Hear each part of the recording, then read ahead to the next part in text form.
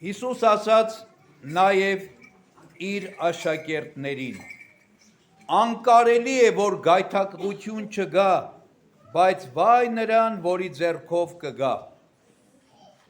Նրա համար լավ կլիներ, եթե իր պարանոցից երկանաքար վեմ կախվեր և նա ծովը գցվեր, քան թե այս փոքրիկներից մեկին գայթակղեցներ։ Զգույշ եղեք ձեր անձերի համար։ Եթե քո եղբայրը մեղանչի, սաստիր նրան, և եթե զղջա, ներիր նրան։ Եվ եթե 7 անգամ մեղանչի քո դեմ, և 7 անգամ դառնա քեզ և ասի զղջում եմ, ներիր նրան։ Առաքյալները Տիրոջն ասացին. ավելացրու մեր հավատը։ Եվ Տերն ասաց. եթե մանանեխի հատիկի չափ հավատ ունենաք և այս թթենուն ասեք արմատախիլ եղիր և տնկվիր ծովի մեջ, նա իսկ կհնազանդվի ձեզ։ Իսկ ձեզնից ով, որ հողագործ կամ հովիվ ծառա ունի,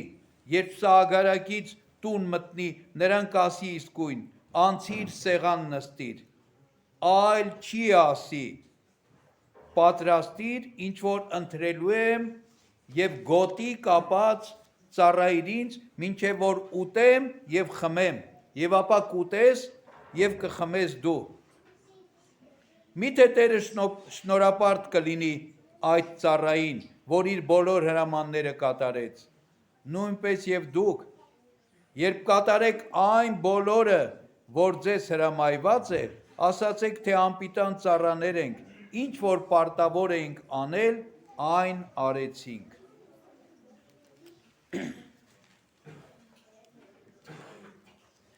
Անկարելի է, որ գայթակղություն չկա, բայց վայ նրան, որի ձեռքով գայթակղությունը կգա։ Աշխարհի սկզբից գայթակղությունը կա աշխարհի մեջ։ Եթե կա բարին, եթե կա Աստված, ուրեմն կա նաև գայթակղություն, այդ բարին մերժելու, Աստծուն մերժելու, Աստծուց հեռանալու։ Եվ առաջին գայթակղությունը եղավ Եդեմի պարտեզում, դրախտում, որտեղ Սատանան գայթակղեց մարդուն։ Գայթակղեց և անհնազանդության մղեց։ Ինչ է գայթակղությունը մեծ հաշվով։ Գայթակղությունը Աստծուց հեռանալն է։ Այն ամենը, ինչ մարդուն հեռացնում, բաժանում է Աստծուց, գայթակղություն է։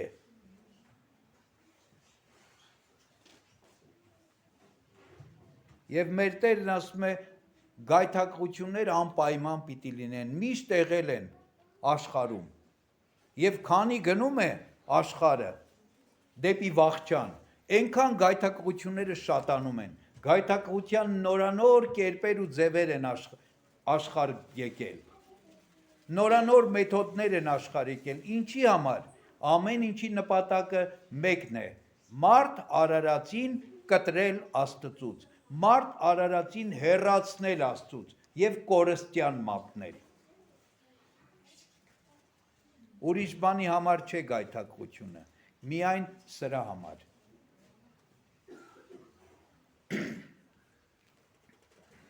Եվ մեր Տերն ասում է, նախ զգուշացնում է, որ գայթակղություններ պիտի լինեն, որպեսզի մարդը զգոն լինի, զգաստ լինի, սթափ լինի, պայքարի գայթակղությունների դեմ։ Եվ երկրորդ, զգուշացնում է գայթակղություն առաջ բերողներին, գայթակղողներին, ասում է վայ ձեզ, որ գայթակղում եք այս փոքրիկներից մեկին, ավելի լավ կլներ ձեր պարանոցից երկանքի մեծ քար կախվել և ձեզ խորասուզ անեին ծովը, քան թե մեկին գայթակղեցնեք։ Այսինքն գայթակղեցնողի պատիժը շատ ավելի մեծ պիտի լինի, շատ ավելի սոսկալի պիտի լինի, քան ծովի մեջ խեղդամահ անելը։ Ասեց ավելի լավ կլներ, որ ծովի մեջ խեղդվեք, քան թե այդ պատժին, որ պիտի ենթարկվեք գայթակղեցնելու համար։ Ուրեմն գայթակղեցնելը Աստծուց կտրել, Աստծուց հեռացնել է։ Գայթակղությունը Աստծուց բաժանել է մարդուն։ Իրականի մեջ մարդը մի ճշմարիտ հարաբերություն ունի իր կյանքի ընթացքում։ Մեկ ճշմարիտ հարաբերության ուղղություն եւ հարաբերություն ունի։ Փորձեմ բացատրել միտքս։ Մարդը միայն հարաբերություն ունի Աստծո հետ։ Սա է մեր գլխավոր ճշմարիտ եւ հիմնական հարաբերությունը։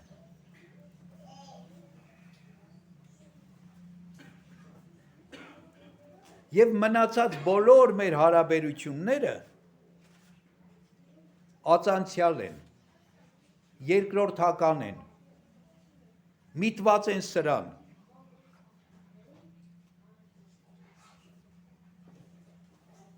Բայց մենք գայթակղված, մենք մյուս բոլոր հարաբերությունները դարձրել ենք առաջնային այսօր,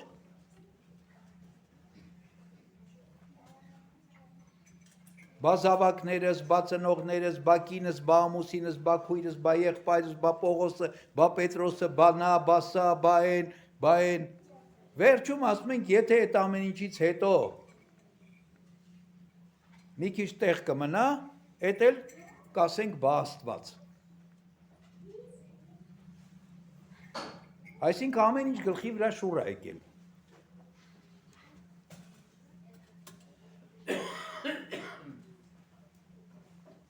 Ամեն ինչ գլխի վրա շուռ է եկել։ Աստված ուզում է, որ մենք, եւ դա մեր արարման, մեր լինելիության նպատակը, միավորվել Աստծո հետ, միանալ Աստծուն եւ Աստծով կատարելության հասնել, Աստվածանման լինել, այն աստվածապատկերությունը, այն աստվածանմանությունը, որ Աստված շնորհել էր մարդուն, որից մարդը հեռացավ, որը մարդը կորցրեց գայթակղության պատճառով, Աստված ուզում է դա վերականգնվի մեզանում։ Եվ աստվածանմանողության, աստվածապատկեր լինելու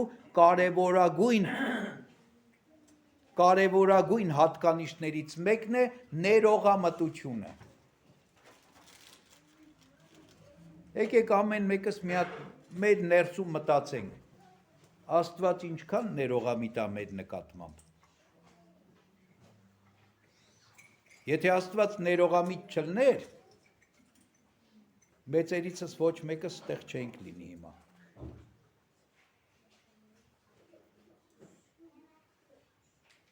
Որտև մենք ոչ մեկս էլ արժանիքներ չունենք այստեղ լինելու, եթե Աստծո ներողամտությունը եւ ողորմածությունը չլիներ։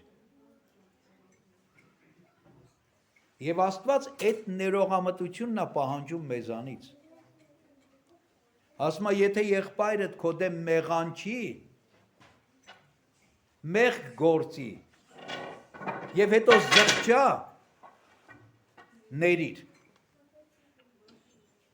Եթե 7 անգամ մեղանչի եւ 7 անգամ զղջա, նորից ներիր։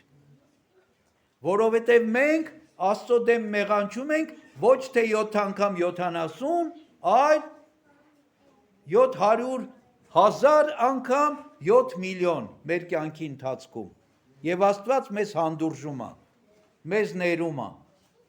եւ պատրաստ է ներելու, եթե զղջում ենք։ Մենք հաճախ խոսում ենք ներելու ներողամտության մասին, եւ սրա մեջ մենք աչքաթող ենք անում կամ շատ ուշադիր չենք դարձնում երկրորդ մասին։ Ասում է, եթե զղջում է ների, այսինքն առանց զղջալու ներում չկա։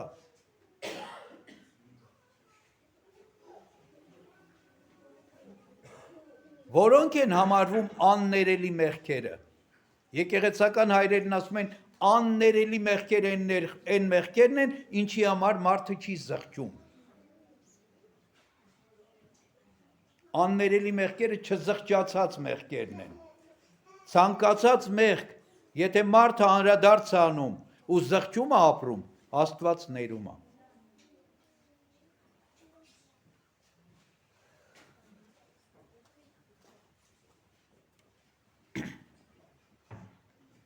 Իսկ այսպես ապրելու համար, ներողամիտ լինելու համար, Աստվածանման լինելու համար, ինչ է պետք մեզ։ Աստծո հետ ամեն ինչից առավել միավորվելու, իր հետ հարաբերությունը գերադասելու բոլոր տեսակի հարաբերություններից, դրա համար ինչ է պետք մեզ։ Հավատք։ Եվ առաքյալները ասացին Տիրոջը, Տեր ավելացրու մեր հավատքը, զորացրու մեր հավատքը։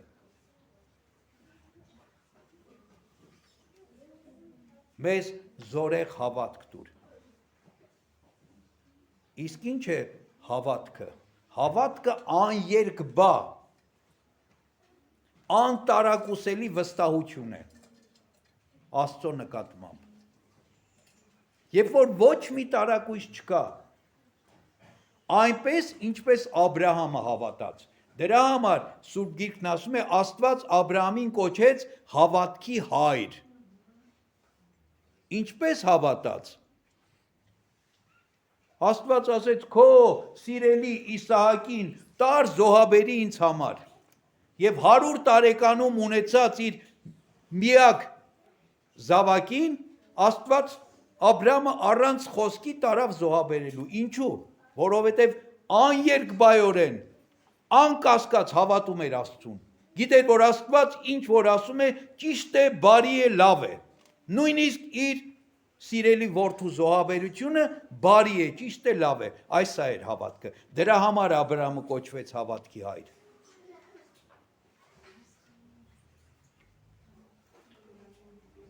Եվ Տերն ինչ է ասում։ Ասում է, եթե մանանեխի հատիկը շատ փոքր սերմ է։ Մանանեխի հատիկի չափ հավատք ունենաք, կարող եք այս թթենուն ասել, արմատախիլ եղիր եւ ծովի մեջ տնկվիր։ Եվ կլինի։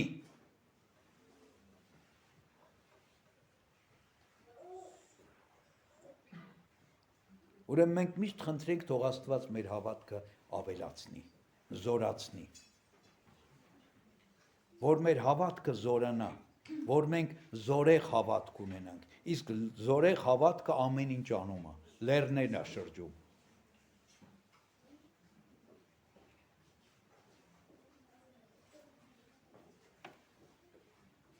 Հավատքով ասում է ընթացան նախահայրերը, Պողոս առաքյալն է ասում եւ թվարկում է, թե ինչեր արեցին։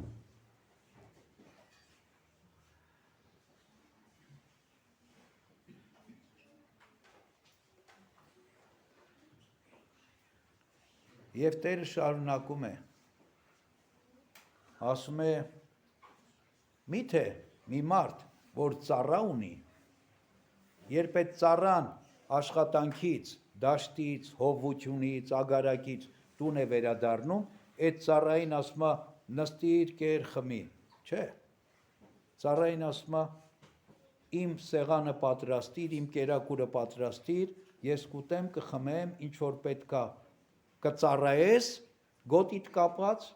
հետո վերջում դու էլ կուտես կխմես։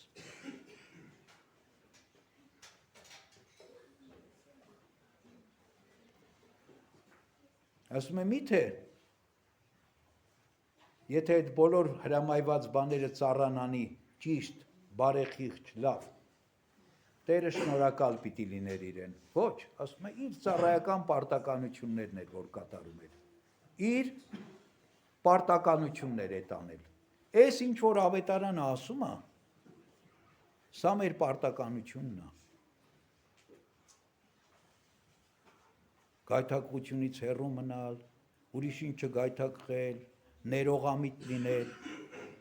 դեպի Աստված ձգտել, դա մեր պարտականությունն է։ Եթե մենք շեղվել ենք եթե մենք ծուլացել ենք, եթե մենք հեռացել ենք ճշմարտությունից եւ այսօր մեզ համար ուրիշ պարտականություններ ենք մեր վրա վերցրել, եւ եթե սրա մեջ մի քիչ մի բան անում ենք, ասում ենք, մենք արդեն արժանի ենք գովեստի, արժանի ենք փրկության, արժանի ենք մեծարանքի, արժանի ենք սրբացման, ասում եմ սխալվում եք։ Ինչ որ կանեք, ասեք ընդամենը այն եմ արել, այն էլ թերատ եմ արել, ինչ որ պարտավոր է անել։ Բայց դրա համար եմ կոչված։ Աստված ինձ կյանքը դրա համար է տվել։ Աստված ինձ կյանքը չի տվել, որ ես ամբողջ օրը ինտերնետի մեջ լինեմ, հեռուստացույցի մեջ լինեմ, ըստեղ այնտեղ զվռնեմ։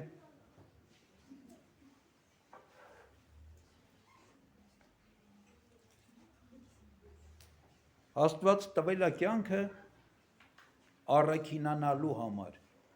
առաքինությունների մեջ աճելու եւ զորանալու համար։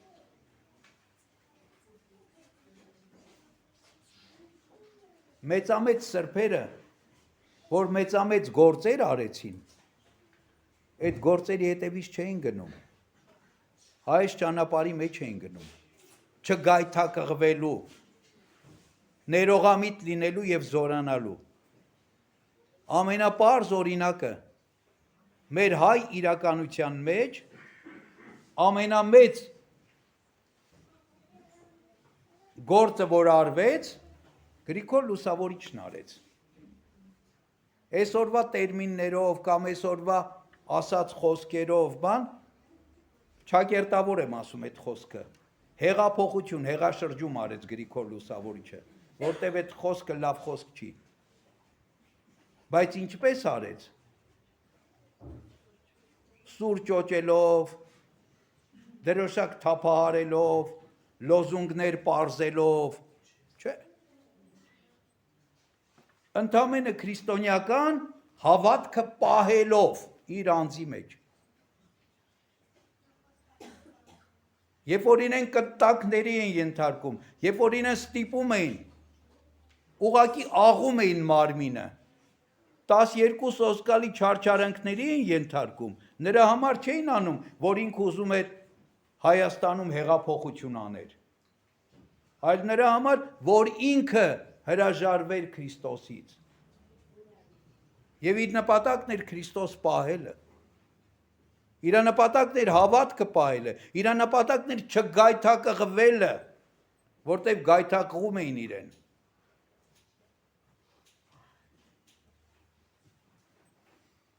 Եվ Ագաթանկեղոսը պատմա, երբ որ Գրիգոր Լուսավորչին սոսկալի չարչարանքների են ենթարկում, մի ոտքից կախել էին, տակն էլ աղբ էին ծխում, աղոթում էր, ասում էր, ներիր սրանց, Տեր, որովհետև չեն հասկանում ինչ են անում։ Ներողամիտ էր։ Եվ ինչ եղավ արդյունքում։ Այդ ամեն ինչի արդյունքն եղավ, որ Աստված ամբողջ Հայաստանը փոխեց, վերափոխեց։ Հեթանոսական խավարի մեջ Քրիստոսի լույսը ծագեցրեց Հայաստան աշխարհի մեջ։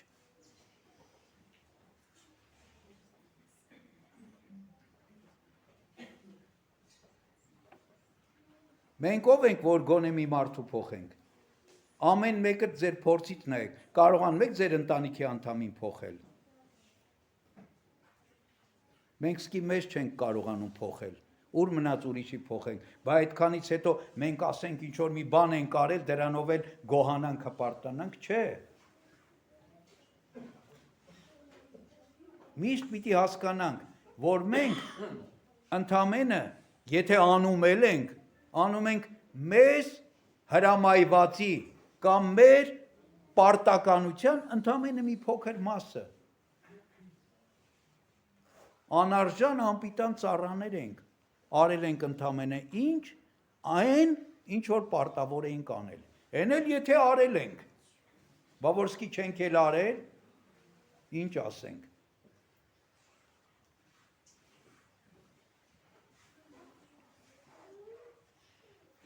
Ինչն է զորացնում հավատքը։ Ինչն է հեռու պահում գայթակղությունից։ Ինչն է մարդուն մերձեցնում Աստծուն։ Ինչն է մարդուն ներողամիտ դարձնում։ Սուրբ Գիրքը։ եկեղեցու կարգ ու սարքը, աղոթքը, սուրբ հաղորդությունը, սուրբ պատարագը։ Այո, դուք որ այսօր եկել եք եկեղեցի եւ մասնակցում եք պատարագին, այդ հավատքն ա ձեզ բերել։ Եթե այդ հավատքը չներ, չէիք գալու։